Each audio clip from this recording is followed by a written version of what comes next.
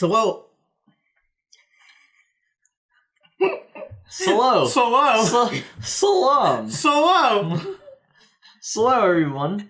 And welcome back to the Fantasy Hour. I tried to say hello. But solo. We have a new word. Okay, Solo. class.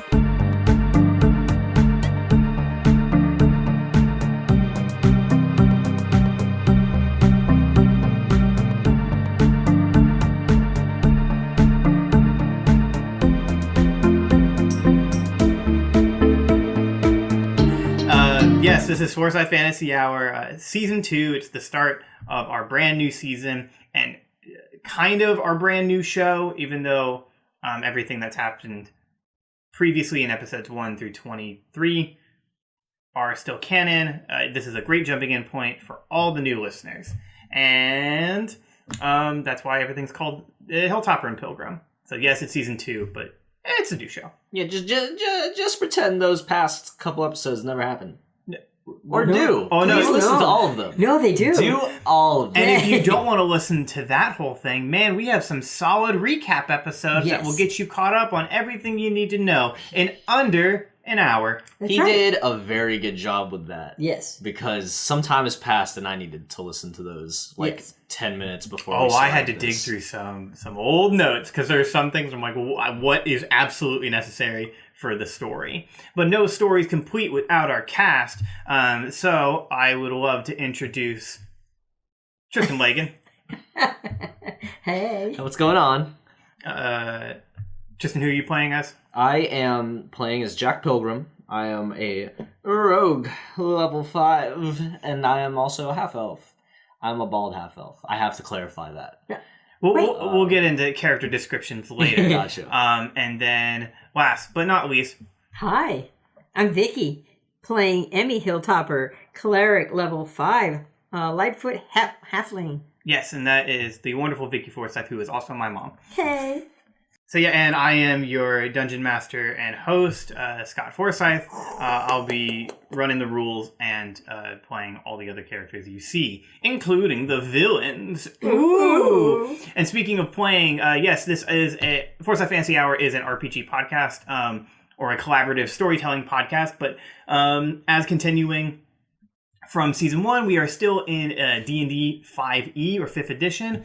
But to clarify, for a lot of people, we'll be playing a modified version of D&D 5e, a lot of it based off of my own rules and rules that I've picked up from other RPGs.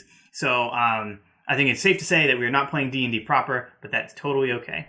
It's still a lot of fun. Yep. That's what I come here for. Isn't that and the point? I come here for you, yeah, the listeners, as well. A lot of the rules that we omit help the show out more. So, like, one thing that we don't do is deal with spell components. So, in traditional D&D, if you're a wizard and you want to cast Featherfall, you need to have a feather with you, and a couple other things. Or there's certain elements to that. It's neat, and I understand why people like it, and to an extent, I like it too. But in terms of a show, it's just way quicker to say, I cast a spell, done. End of story. Yeah. So this is a setup episode. So much like a lot of RPG podcasts that have inspired me, this is setting up what Season 2 is going to be. I guess really setting up the world and where the characters are before basically the show starts. So would you like to hear a little bit about the world? Sure. Please. Because I remember every detail. I don't. So go ahead. I lied, so I'm right there with you. And as and the rest. As you explain it to the audience, you're going to remind me. Enlightened. You bet. Hilltopper and Pilgrim takes place in the world of No-Wishing. It is your traditional fantasy world. So when everybody thinks of like, old school fantasy or even D&D, this is the type of world that you see, or at least it was. In No-Wishing, magical energy flows throughout the world, available for those who wish to gain its power. So like if anyone wants to study magic or become a wizard or anything like that, that is always available for people. And that's where the majority of people get their magic from. The reason I'm talking about magic so much is because there is a power that was different than the magic that people can study and learn. This ancient energy has been around since the beginning of time, and has swelled up into these pockets around the world, becoming what the characters know as Wellforges. The Wellforges' energy had different properties that people used, and once a few races found it, they contained it and kept it for themselves. Many groups fought over the Wellforges, so some protected it because of their ancestors' birthrights, others trying to gain their power for their future kin. This culminated in the legendary Final Forge opening up, a forge connected to all the others and has the power to grant its user unbelievable power, which was a plot point in Season 1. Now, when the Final Forge was released, the battles for the forges stopped. So rumors began to spread for years, and after a while, most people had forgotten all about the forges. Whether this was due to the disinterest in the forges, or because of someone's final act of bravery. There's a couple rumors hinting about that. Regardless, Noishing became the world we now know, where adventurers take jobs, people settle down and own farms. But so now things have changed because of Emmy Hilltopper and Jack Pilgrim. So their last experiences, all throughout Season 1, have brought Wellforges back into the public eye. So because of the chaos at the Barbarians' Ball, the battle at Tiger Turtle Canyon, people now realize that this ancient power is coming back again, and is in fact real. But Noishing has a new way of handling it, and that way of handling it is called District 6. District 6 has taken all the credit that Emmy and Jack have done for the Wellforges, especially the battle at Tiger Turtle Canyon. Just to keep because of their cover. Yes. So everyone, whether or not everyone in the team agreed that they wanted this to happen, that was probably the best. This was the result. Yeah. So now, throughout Noishing, District 6 is leading forces for protecting citizens and royalty. And of course, there's other groups that are hired to protect kings and queens and other noble people. But the first responders are now District 6. And they don't exclusively work through Sixport, because there are 12 major cities in Noishing. Sixport was the one that started the District 6 group. But so now every major city has the District 6 facilitating their crime protection, and especially when it comes to like magical crimes. Oh, okay, so this is sort of like when federal authorities take over for like local authorities, sort of thing. Pretty much, yeah. Gotcha. Now, smaller civilizations are gaining District 6 officers, but at a much slower rate. The 12 major cities got them pretty much immediately. Okay. And so another huge change in Noishing that's kind of changed it from being this fantasy world is their advancement in minor and simple robotics. So thanks to Jairus Click, Maddox Stonecutter, and Andrew Alexander Stormborn, all now famous tinkerers and scientists, since they had interest in machines, District 6 took notice and has worked to incorporate these advancements into the major cities. So now, when we are talking about Noishing, and if you guys want to throw something out, because this is a collaborative story, Gotcha. It's not everything based off of me, we can expect to see things like simple aircrafts, robotic exosuits, modes of transportation like trains, and electricity. That's a big part now. Oh. Cool. Steampunk fantasy? So it's not steampunk. It's not steampunk. Because this is based off of like actual electricity and generators. Is it sort of more like how in the show Avatar: The Last Airbender, it's more traditional, and then when it jumps to Legend of Korra, they have them they're advanced, but it's not like they're steampunk now. Yeah, that's a good advancement. Gotcha. Did I look at that for inspiration? Possibly. That's sort of the world that we're in, this sort of pseudo-technology fantasy world that is now kind of dealing with, well, I mean, a fantasy world that has a police system that's kind of big and that's never usually done. Now, adventurers are still hired, and there are still like gangs and battles, and there are some civilizations who just don't deal with any of this that's going on right now. So, since Season 1, it's been 8 months. Dang, all that in 8 months. Yeah, Wow. Everybody That's fast. moved quickly. Yeah. That's fast. And so Emmy, Jack, Quentin, and the rest of the other team that were mentioned at the end of the big finale live in an underground bunker beneath a dilapidated chapel. I would like to come up with a name for this bunker. Right now, in my notes, I just have it called the Burrow.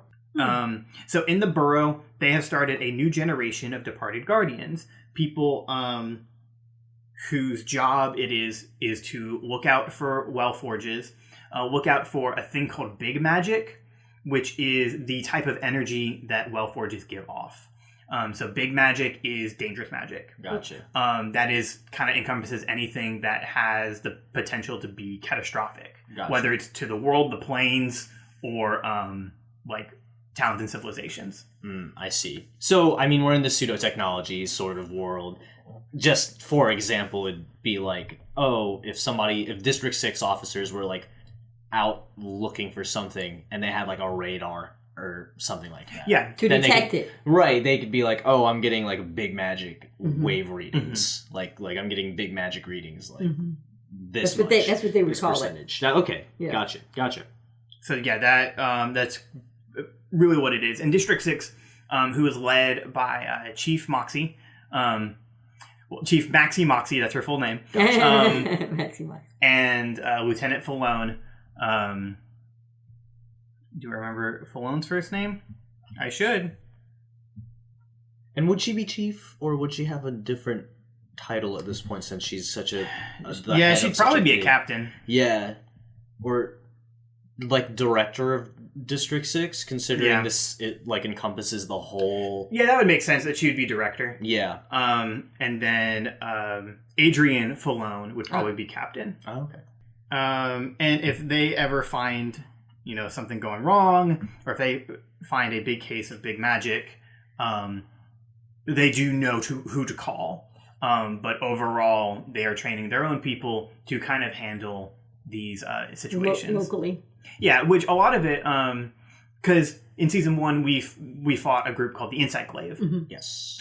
Which was a group trying to use this magic for their own nefarious purposes. That's pretty much dispelled. So the big concern is not so much new groups, although for some people they are wondering if there's going to be a copycat group that will come out. Sounds like there are certainly parties out there that could try to figure out how to use big magic. Yeah. The big thing is the possibility of big magic messing with the environment and like civilizations. So that is really what Emmy and Jack have been training for, is to handle almost like an ecological threat. Gotcha. They're kind of like dealing with whole public health disaster type scenarios. Yes. And I love the term big magic, but I will flat out say it comes from the game Monster of the Week, which classifies the two different magic. And in that game, big magic works as anything the player wants to do that's kind of like outside of the rules. So that's where I pulled that from. Okay. And I think it's a good term. That's cool. That's a cool inspiration. Sure. That's a nice source. And I actually like the name Bunker because you're Burrow. the burrow. The burrow. For the bunker to be burrow. Because like animals burrow and they're underneath it. Yeah. Do. Especially to kind of highlight that whole, like you said, like the big magic could deal heavy environmental damage if let loose.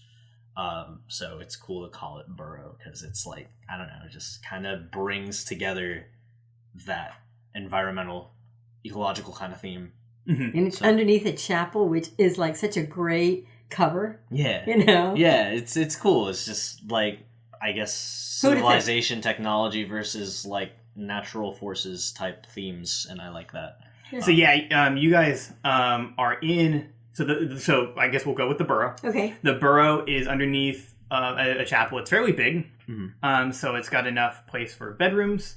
So everybody has their own little bunk. Oh. It has a den for you guys to relax. It's got a kitchen to eat and make food in. It's got an infirmary where you can, if you guys have ever get seriously hurt, you can get healed. I'm sure that happens even in training. Yeah, it does. That's how they figured it out. There's an armory to keep all your gear.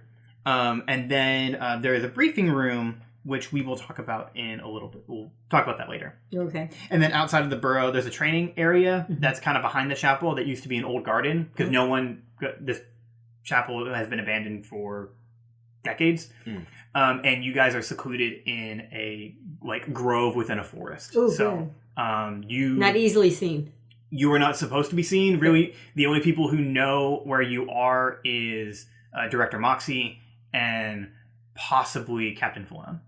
But that's pretty much it. Wow, that's good. I feel like Captain Falone would know, just because of personal association. I think he probably figured it out. Yeah, he's really smart.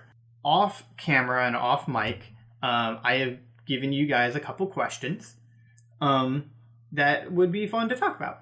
Yeah. So, Vicky, we'll start with you. Alrighty. So one of the questions I asked you was, what does Emmy do when she is in the bunker? And usually what she does when she's not training. Not training. Okay. Well, I started because, trying to help learn how to cook.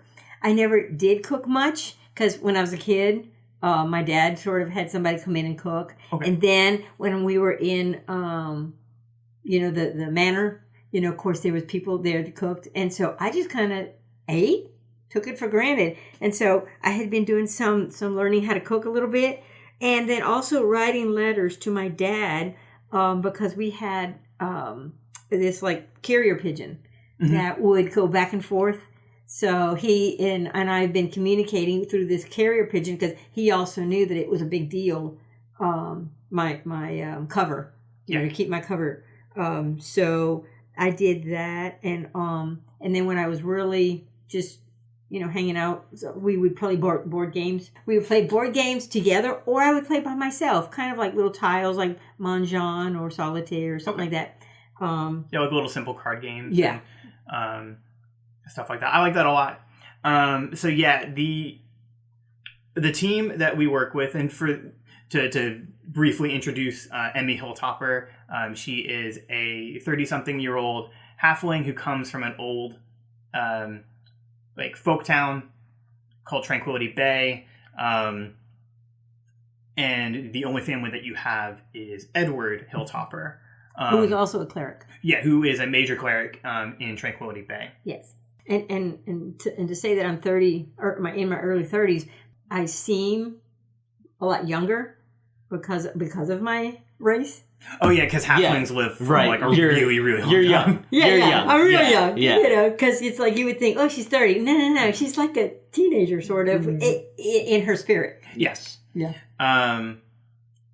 So we mentioned that you're writing letters to your dad, and that's not just for family, like personal stuff. That is because Edward is a part of the team. So this team involves Emmy and Jack, our two main characters. Quentin Shortmarsh, an old departed guardian who's kind of started this back up, who his role in the team is to train everybody and to be a dispatcher.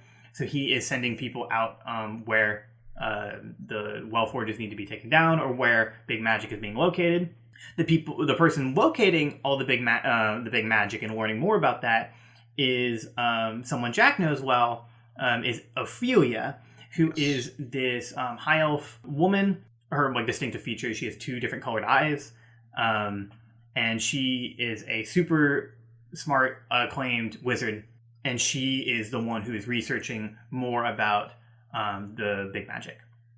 There is also Astrid, who is a lizard folk woman, so kind of teal with lizard-like frills on her neck and a long tail. She is the group's doctor, so she is kind of taking care of everybody in terms of health. She's also a cook, with help from Emmy. Probably Emmy's teaching her more how to cook than she is. Yeah. No, she's teaching me how to cook. Oh, she's teaching you how to cook. Oh, yeah. Okay. Yeah, she was cooking for a lot of us back in the day. Yeah. Because Astrid used to take care of me and a lot of the other urchins that I used to grow up with. Yeah, because to introduce Jack Pilgrim a little bit, he is a orphan from the north who got into a life of thievery. Light thievery. Yeah. Emphasize light thievery. But he has a very close connection with another group of orphans that everybody kind of banded together. Most of them are on this team. Yeah, we made our way down from the north when we were young. and settled down in Zigsport and stories. Yeah. So a lot of this is his own family. This is his family, basically. Yeah. There is Droopy and Nyx. So Droopy is a friend of Emmy's and Jack, and then Nyx is the youngest of the urchins that Jack had been with. He's actually pretty much grown up with her and raised her. Yeah. Because they found her when she was a baby. Yeah. So she doesn't actually remember anything from when we were younger, because she was just a baby when all the conflict made us move down south. Yeah. Which was now we can I can definitively tell you that it was a war and multiple battles between the high-ranking Galley people, which the Galley are an ancient race of humans and elves, who are most of Noishing's leaders, especially in the 12 major cities, and the orcs that were up there.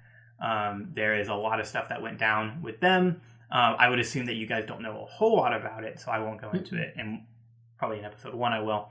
But all that conflict pushed you guys downward, and conveniently enough, Nyx is actually half orc. So Jack and the urchins found her when she was a young toddler-esque baby, because she's about 16 now. Yeah. It really, that's a big reason that forced us to run. Mm-hmm. I would say most likely, because while Jack is one of the older urchins as well, I think really only the oldest and maybe the second oldest would have known more about what was going on around them, because they were just kids when this was happening. So they their job on the team is they're backup responders. So if Emmy and Jack ever need help, they're there. Yes. And then those are all the people who live in the borough. The only one who doesn't is Edward. Edward Hilltopper is an informant, so he is going around Noishing, talking with District 6 and different people, trying to find out more information on where some unactivated Wellforges are, and he reports back to you guys. But does he live in Tranquility Bay or now in... He roams around a lot. So he's a nomad. He's traveling. Yeah. Okay. Because he's just by himself. Okay, right. And Quentin knew Edward back in the day. Yeah. Which I only came to find this out later. Yeah. Because I left and this and that. Yeah. So it was like, cool. You knew my dad? So we talked a little bit about Emmy. Jack, what do you do in your free time? What do you do when you're in the bunker not training? Okay, well, I have kind of two ideas. I will ask you, just where is the chapel? You say we're in a grove in a forest. Is there any nearby community or sort of civilization, or are we kind of in the middle of nowhere or between towns on the road? You're pretty much in the middle of nowhere. Okay.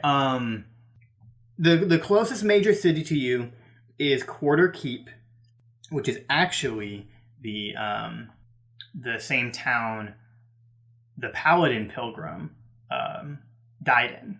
So that's the closest, but closest is pretty far. There's a couple towns nearby you guys, but it's almost a day or two's journey to even get there. Wow. So yeah, you guys are kind of in the middle of nowhere. Okay. Yeah, that was Quentin's idea. So my first thought goes out, but I can still kind of mention that. So Jack was more of a city dweller before all of this, and was more of someone that lived amongst a community. So being out in the middle of nowhere was kind of not a harsh transition, but it was just one day we were doing what we do, and then the next we're on our way to go live in the borough. Mm-hmm. So it was and to train. You're right, and to train. So it was just a transition. In the borough, Jack is usually he's engaged with as much of the operations as he can be. Okay. Yeah, so I would say I was training at first, but as these months have passed, it's sort of he's mostly probably helping Ophelia with conducting research. Okay. Because she's got all she's the think tank, she's the knowledge, she's got like the theory, and then it's like, oh, apply the theory. That's me. I guess I'll have to go out to where you say I need to go out and get that sample for you, or something like that.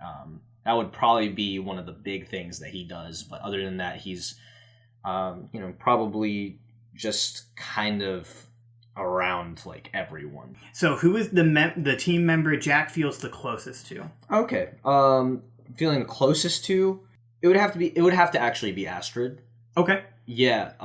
Because it would be, Jack would think it'd have been like Nyx, but I think that Nyx probably ends up becoming close with Droopy just because they're both backup responders. Yeah. And I think what Jack would have wanted to do was try to get closer to Ophelia. That's why he's always like trying to help her out with her work.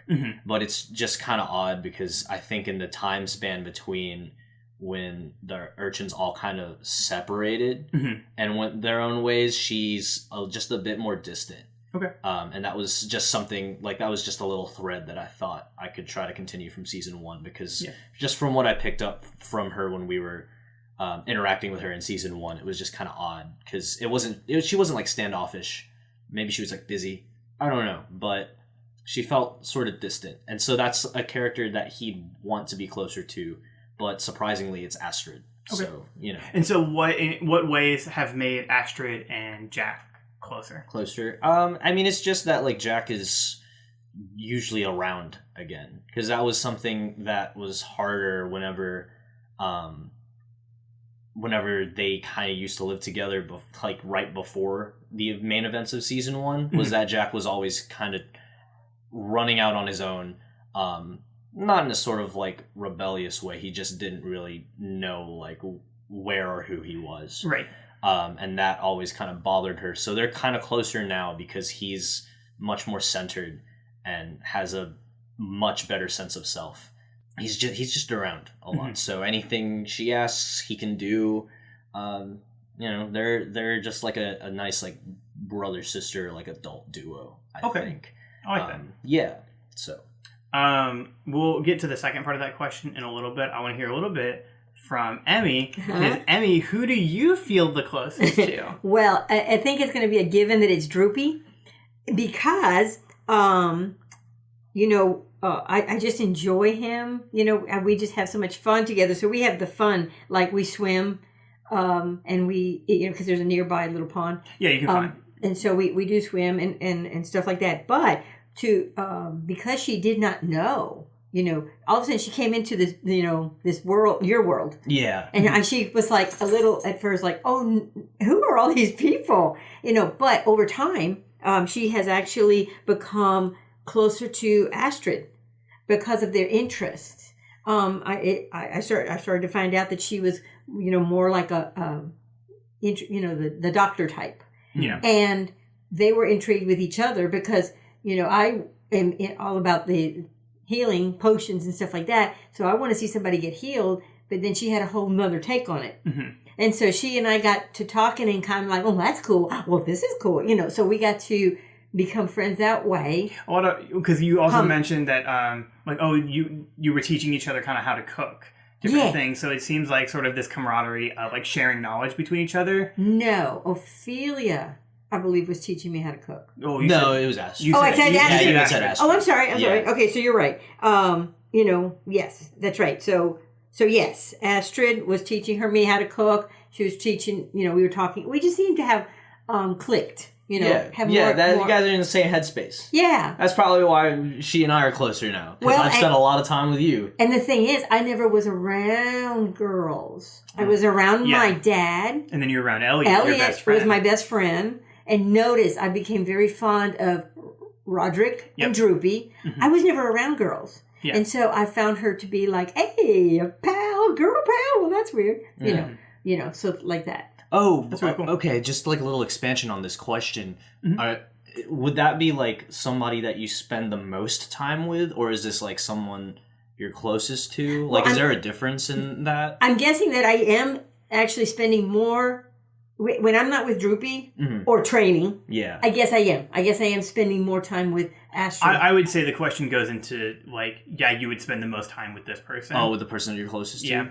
Okay, yeah, because just, like, a little, like, details for mine, I'd go into, unless you had something more. Nope. Okay, yeah, because, like, with mine, it's, like, I guess it's just, like, I feel closest with Astrid, but it's just, yeah, like I said, like, I'm trying to spend more time with Ophelia. So while you were over here doing more research with her, which was something that I guess you now have the time to do. Yeah, and it's just like I just want to spend more time with her because I want to be closer with her. But it's more like I'm closer as like in relationships, like closer with Astrid. Okay, because with Ophelia, it's more of like you're working towards that. Yeah. Because maybe like you feel really close to her, but she's still a little bit closed off and a little bit distant. Yeah. And I think the same goes for Nyx as well, where if this question was asked to Nyx, if that was like a player character, Nyx would feel very, very close to you, even though like you may not reciprocate it, not in a bad way. Oh, yeah. It's just other stuff has been going on. Right. And just to like answer that, like it's just like Nyx is like a little sister, like just everyone's little sister. So it's like, yeah, she feels really close to me. She looks up to me, and I know that.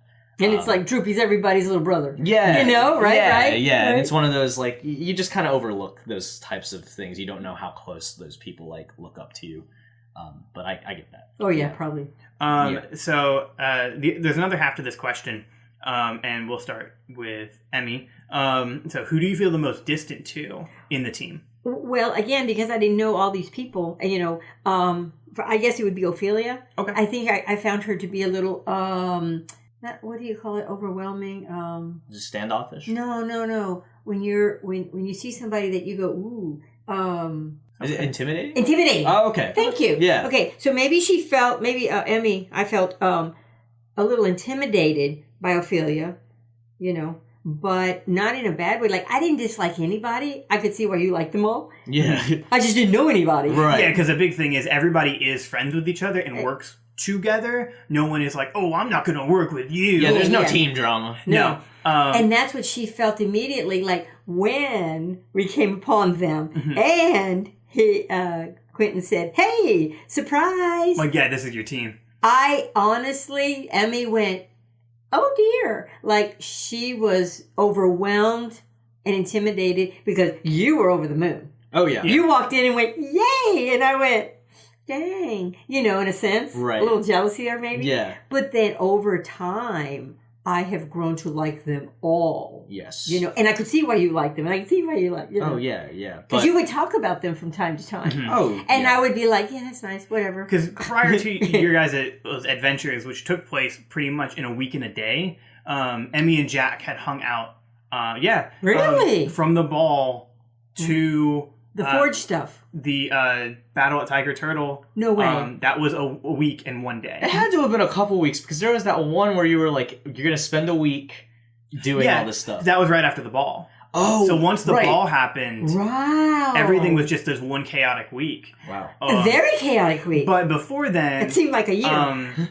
Wow. Because when Jack did go up to Sundew, he did spend 3 weeks there. Yes. So that's where that kind of timeline comes in. Oh, okay. So, we got closer and stuff. And so that's how... But you'd mention these people, Yeah. So that's how when you guys kind of decided to go to a job to go steal something, you were both like, oh, yeah, I'll do that. Like, I've known him for a while. Yeah, this is good. Yeah, sure. season 1. That's the season 1 catalyst is that 3 months before.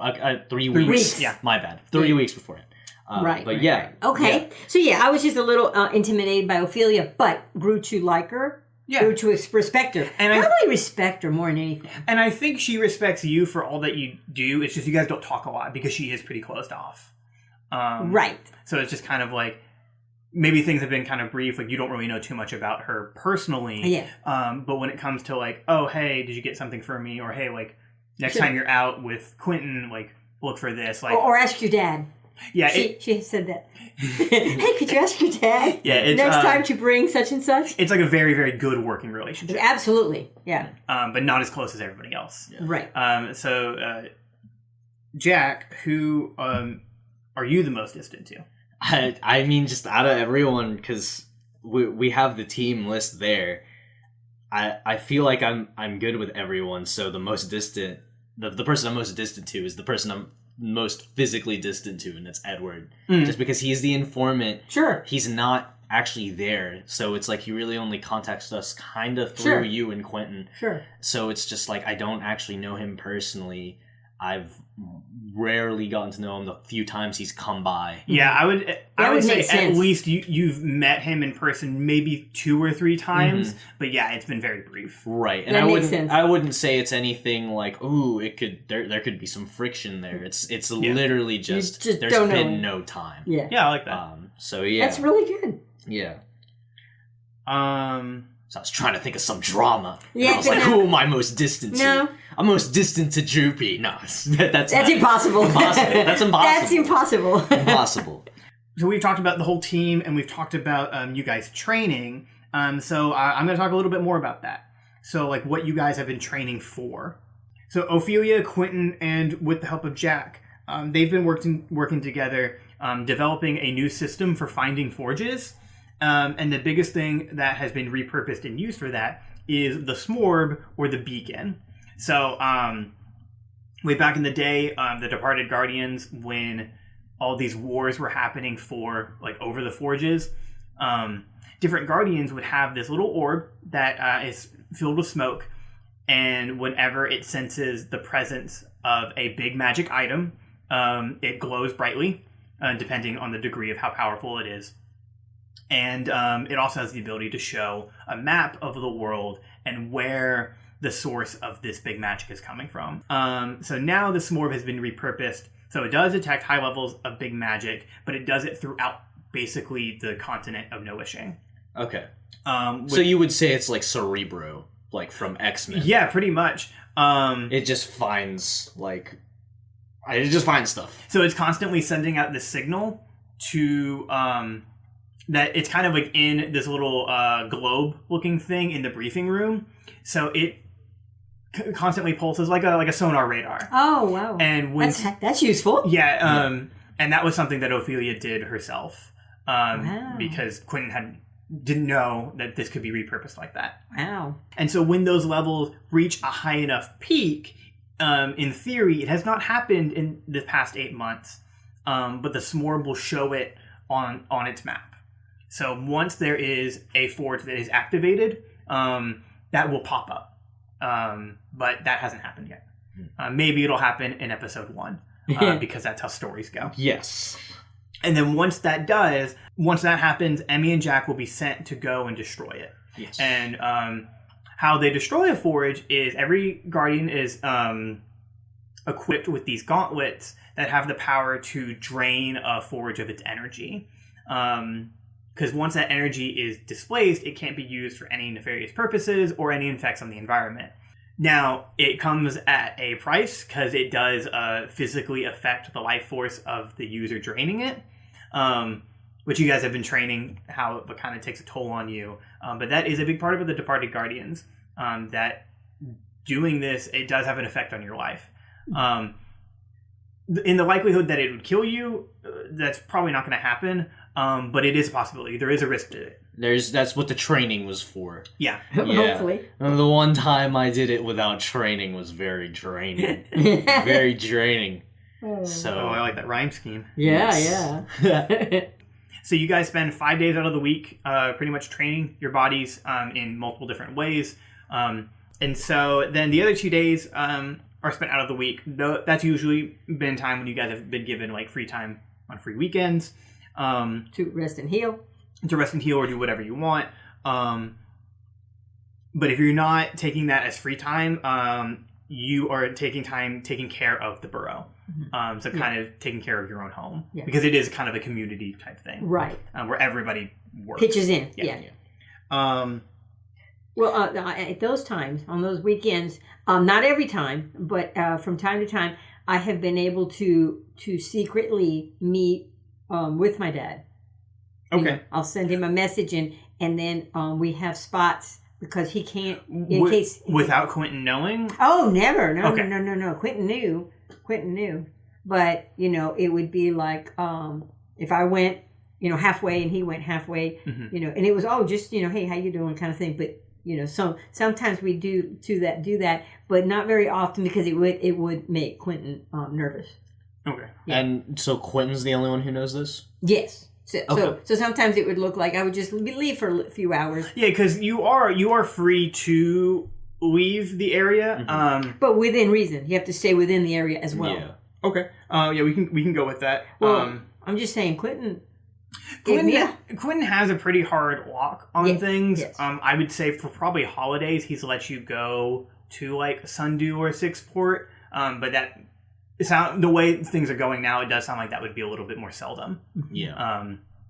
For our safety. Yes. Yeah. And Edward agreed, and that's why he comes to the bunker. But there's been a couple of times that just for and to say like, hey, Ophelia needs such and such. Yeah. And that's what I'm talking about. Like we would meet, he'd give me whatever I needed, and I'd go back. That's what I meant. Oh, okay.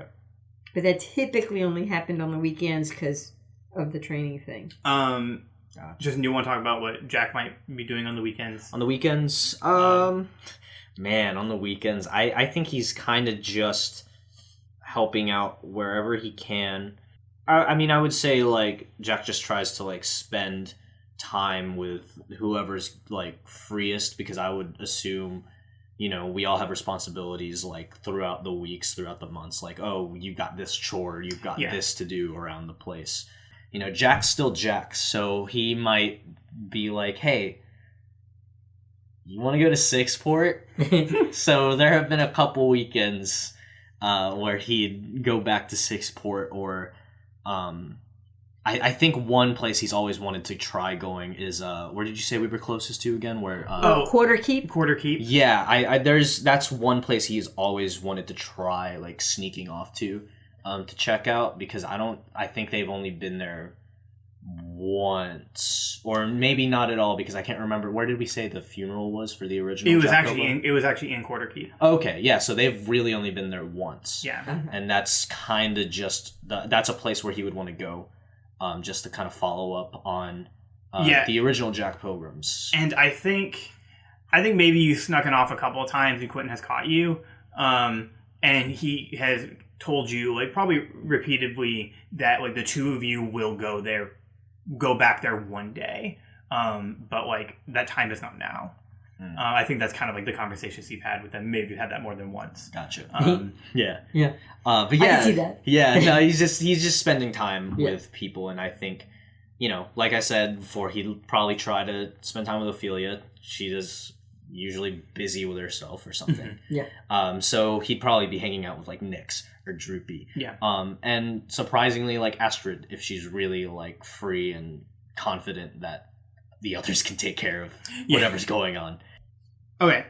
So, a couple stuff, wrapping some things up from season 1, and kind of fleshing out sort of your training. There has been times where you guys have gone out to specific locations, specifically the 4 forges that were mentioned in season 1, even though in the actual episodes you guys only went to 2. But so there was the Wellforged Design, which through your research you found out was created by the dwarves. That was one. And that's the whole thing with Matic and the weapons and gear. That's that forge. Right, the Stonecutter family really helped bring that up. You right? Yes. Yeah. And so Emmy, Jack, and Quentin have gone to that one because you guys want to make sure that it has been deactivated and not doing anything else. Yeah. It's the closest to Sundew as well, so that gives us an excuse to go back. Yeah, and like see some old friends. Yeah. Because one of the things the Encyclopedia was doing was using this device called a siphon stone that was basically doing the same things that you guys did with your gauntlets.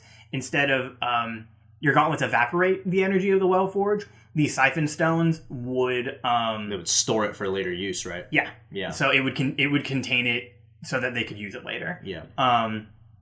Which was always a big concern. So you're finding out that every Wellforge you go back to has been shut down completely. And the area has kind of gone back to normal as much as it could. So, like, you guys went to the Primordial Forge, which you actually took Ophelia to, which was a forge that was created by the Elementals. And that was the final one where you had the big battle at Tiger Turtle Canyon. Yeah. That was cool. But that one started ripping up some of the earth and the canyon around it. That's still messed up from that. So would there, like, I mean, upon visiting it, like, would there actually be people there, or would it be kind of sparse because it'd be like cordoned off, like in an '80s movie where like the spaceship lands and nobody's there but the government? I think it was at one point until you guys came and checked it out. I think when you came back and told like the District 6 officers who were there, like, hey, it's fine. Like, there's nothing going on with it now, other than like there's a couple parts of the stone in the area, or the grass is like just uprooted. Yeah.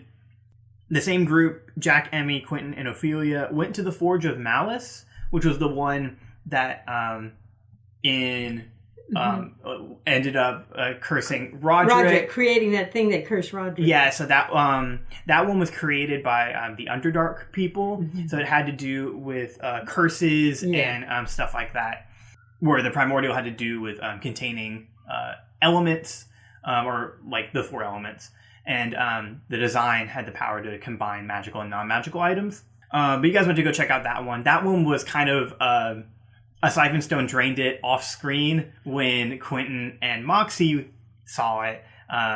So you guys went to go check that out, and it's kind of like this dingy dark. That was like the most like cavernous one you've ever seen. Oh, okay. But once again, it was shut down, and all the Siphon Stones that were used on the forges, you guys were able to take back. So you have dispelled that energy. So the Siphon Stones aren't an issue, although Zorva did take one and get away. So yeah, she got away with one. So she is still out there and technically still has one. Yeah, but would it do any good? Yeah, because I was about to ask, does she have a full one? Like, or does she just have a Siphon Stone and that she can use to suck up another forge? She has a full one. Okay.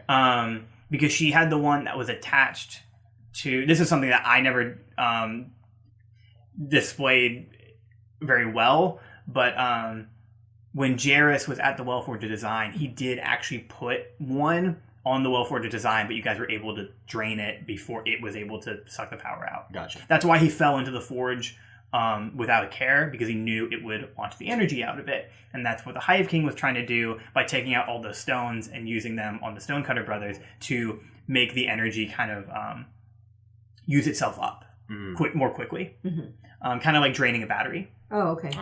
And then the last one you went, which was a whole beach retreat for everyone. Even though that was the beach episode. It was wonderful. It's a beach episode. Okay. Even though you guys don't go to a beach, you went to a very Legend of Zelda-esque floral temple. Wonderful. Like the Temple of the Forest. Which forest? Which game are you talking about? Ocarina of Time. Saria's. Temple. Forest Temple. Yeah, the Forest Temple. Okay. Yeah.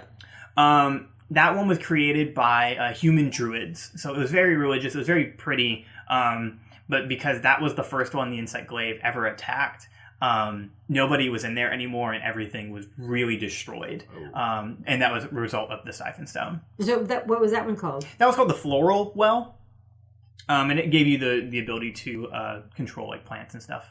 So that's potentially a huge concern, considering the amount of definite environmental manipulation. Well, that's when you guys actually saw, like, oh man, this can definitely, not even just the power itself, but people messing with it can ruin a whole group and a whole community and religion. Like, that's, no one goes to that temple anymore. It's completely destroyed. Wow. And that wasn't even because of the Wellforged. That was because people tampering with it. Oh. So they don't pose any threat to No Wishing, which in turn means that the final forge should not be able to be activated. But given how there's so much unknown about all this big magic stuff, that is still a concern. It's actually a big concern of Ophelia. So there are a couple forges that haven't activated themselves yet that you guys have looked for and not found, or some of the records have been lost. But there are a couple. And when I say a couple, I mean more than 2. Oh, because I'm literal.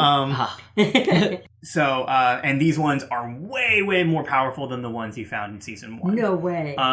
Maybe about equal to the Primordial Forge, but usually way more powerful. Wow. So the threat of one of them going off is kind of huge. And so you're all anxiously waiting for that day to happen. And the orb hasn't detected it. Then I'm guessing. No. So that means it's laying dormant. That means it's not been activated. Yeah. There's We still don't know though if like somebody's found it and is trying to activate it. Right. Though. Yeah. That's still a big fear for me as Jack Pilgrim. So there's a big role that you guys are now seeing as being guardians. Now, as a guardian, you are not alone. The two of you have spiritual mentors or spiritual guides, and your training has not only included you like getting stronger, but actually strengthening your bond with these people. So when the departed guardians, when one of them dies, they have the option to leave their spirit in their gauntlets so that they can properly train the next person who wears them. That is a big part of their organization, and that's how it's always been. Not everybody chooses to do this, but the gauntlets that you two did have mentors with them. So you guys have spent a lot of time with your spiritual mentors in the spiritual lands, or the spirit lands. And this is a place where you can go to talk to your mentors. Jack actually was able to do this in season 1 briefly before the big battle and at the season finale. It is a different plane, right? Like Yeah. because you're like the spirit lands, and I was just like, yeah, no, we just took took I-45 And gone to the north, spirit no, up north to the spirit lands, stopped by a Buc-ee's, lands. but no, that's a different plane. So that's a big part of your gauntlets. Now, a part of your training and a part of every guardian is your gauntlets do something specific for you. So like Quentin, he has the ability to cast a spell called Polymorph, where he can turn into a giant griffin. The Paladin Pilgrim, he was, not only was he a guardian, but he was a paladin as the class. He used a lot of magic spells that he would use out of his gauntlets. And that's how Jack was able to do it. But as you two have been training, I have one question for you. What do you guys want your gauntlets? What do your gauntlets do for you? Okay. And frankly, they can be anything. Right, because I would assume like the gauntlet kind of acclimates to the user. Yeah. Yeah. Okay. So it could be magic related. It could be weapons related. It honestly is just what you feel like fits best for the character. You don't have any idea, or Well, you would think that. The problem is that after 8 months of training, you would think that I would know this. I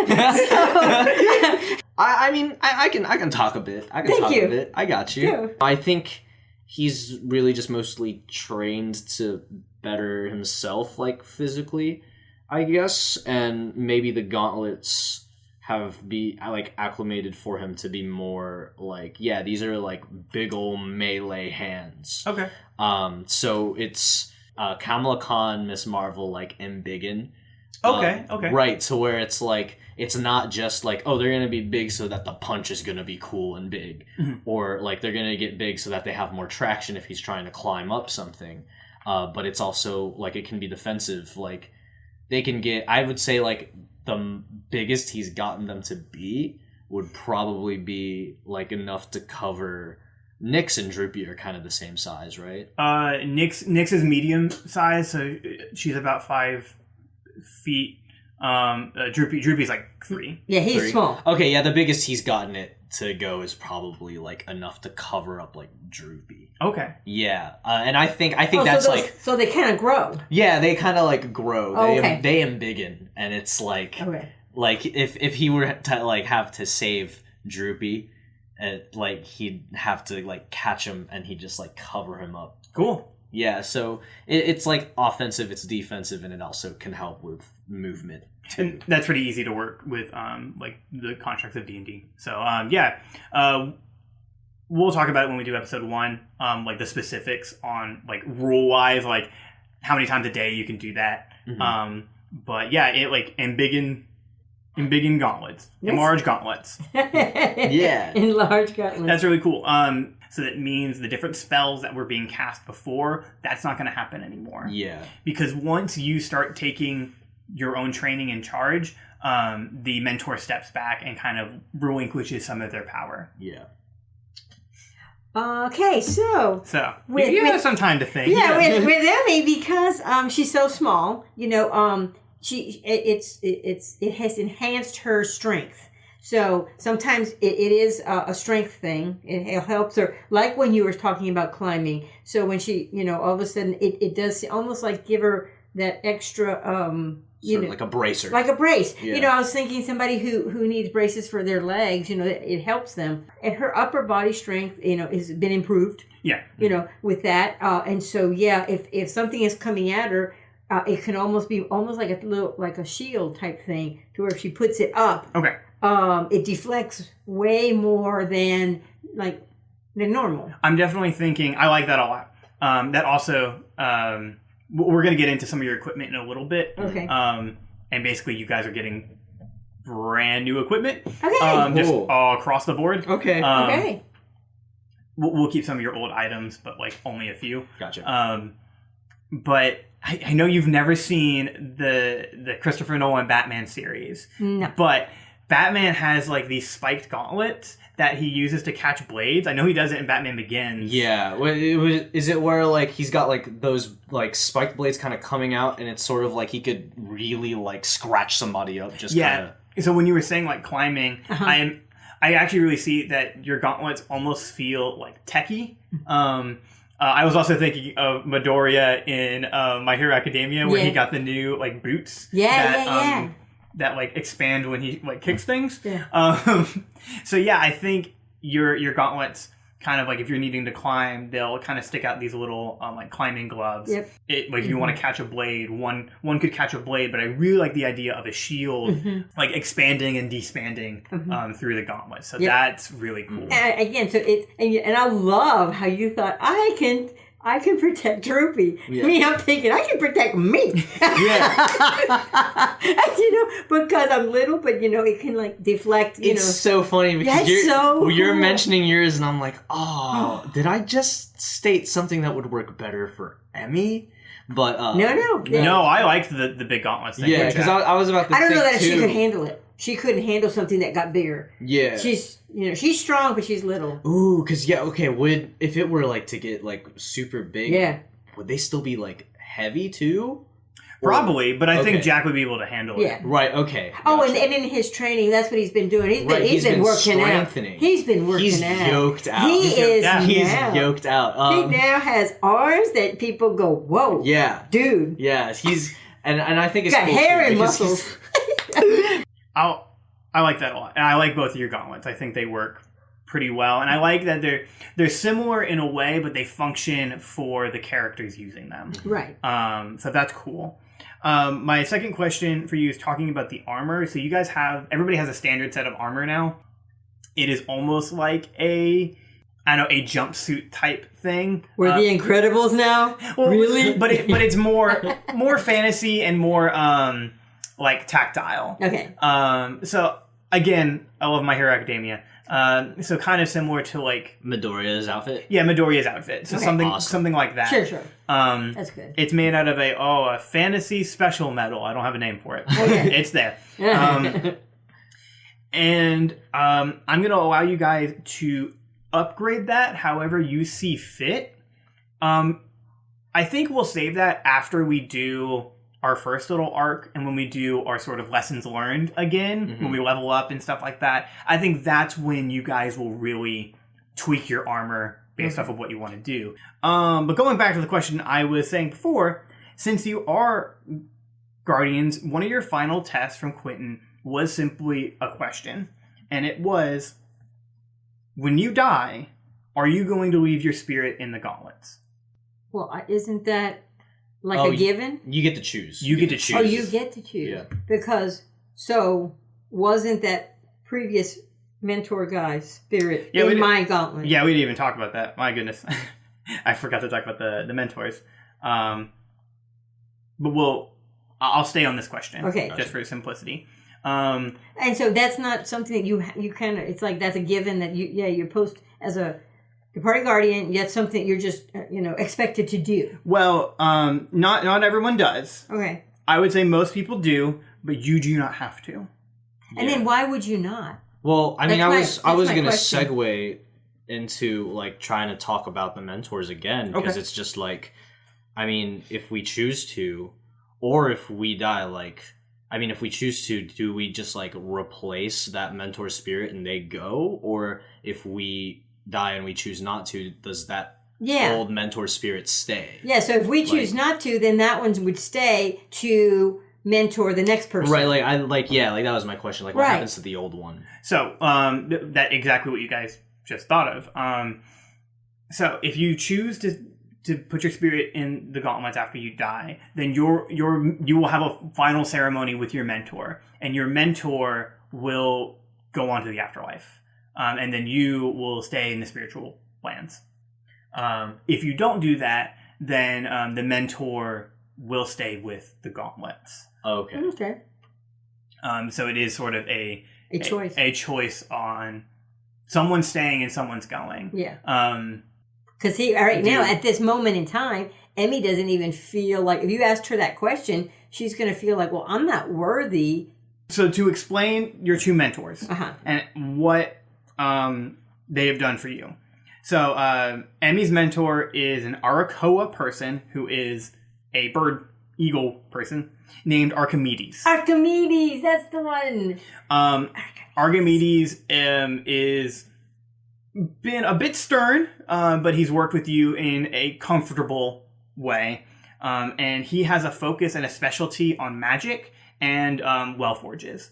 Because we learned about him in season 1 that he was the one who created a guardian spirit to protect one of the well forges. That head? Yeah. But that was never shown in the show. Because by the time you got there, Maddox and his brothers had already gotten rid of it. Yeah. But so he's kind of a free thinker. He's kind of a very intelligent person. And so sometimes where Emmy's a little bit more in the moment and I don't know, practical, he's a bit more logical. Yeah. So that you guys have butt heads a little bit, but I can see he's been a good influence on you. Yeah. And then with Jack, the Paladin Pilgrim, the guy formerly known as Jack Pilgrim. Yeah. Jack's like really, really close friend. That is his mentor. And so he focuses a lot on strength. I had that written down before we talked about your enlarging gauntlets thing. So that's so cool. Cool. And he has a specialty in knowing about different people. So even though being a part of like in the spiritual lands, they still have a tie-in connection to the real world. So those are your two spiritual guides, the Paladin Pilgrim and Archimedes. So as guardians, I'm giving you guys kind of a subclass, which is a modified version of the Paladin class in D&D, which I'm just calling Guardian. And so you can do some special things with that and you get some benefits. So as sort of the pseudo subclass and level 1 Guardian, that's when you get to the ability Spiritual Guide. So you guys can summon your mentors and they'll be able to detect and discern big magic. So if you guys are like having an issue on like, hey, where are we supposed to go? What are we supposed to find? One of your guides can help you. And then they can answer any one question a part of their field. So we said that Paladin Pilgrim knows a lot about people. So if you're looking for someone, he can kind of use his spiritual knowledge. So he's now playing, they are now playing a more integral part. Yes. And then this will also go along with all our other little friends. Everyone acts as a guardian too. Mm-hmm. Do they all have gauntlets? Droopy and Nyx have pseudo gauntlets. They don't have ones that have they're like baby gauntlets. Yeah. They don't. Wow. I didn't even think about that. See, I was right, like, wow, right? We're guardians. Because we know Quentin does. And we know we do. Yeah. But I didn't think that they did. Droopy and Nyx have they each have one gauntlet that they wear on their arm, whichever one's their dominant hand. And it's sort of like a very, very tough fingerless glove. But it is not like the gauntlets you have. Okay. And so they can't do a whole lot with it. But they do have it more as a symbol. So what about Astrid and Ophelia? They do not. Yeah, because Droopy and Nyx are backup responders as well. So they would probably want at least one. Yeah. That makes sense. Even if it's just leather. It's more of a symbolic gesture, but it does help them out a little bit. Yeah. Cute. But so Paladin Pilgrim focuses on finding people. Archimedes focuses on knowledge of well forges. So if there's like, hey, we're looking for a forge, we kind of know where it is, do you have any insight on it?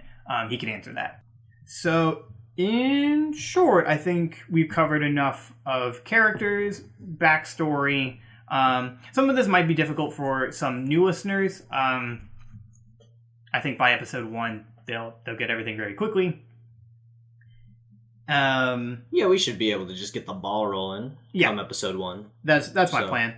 And I think we've done a good job of fleshing out kind of like the team and the story to where it'll all be very natural into season 1. Now, there was a couple questions that we avoided. We'll get to those at some other time. I do want definitive answers from Emmy and Jack on what happens when they die. If they're going to leave their spirits in the gauntlets.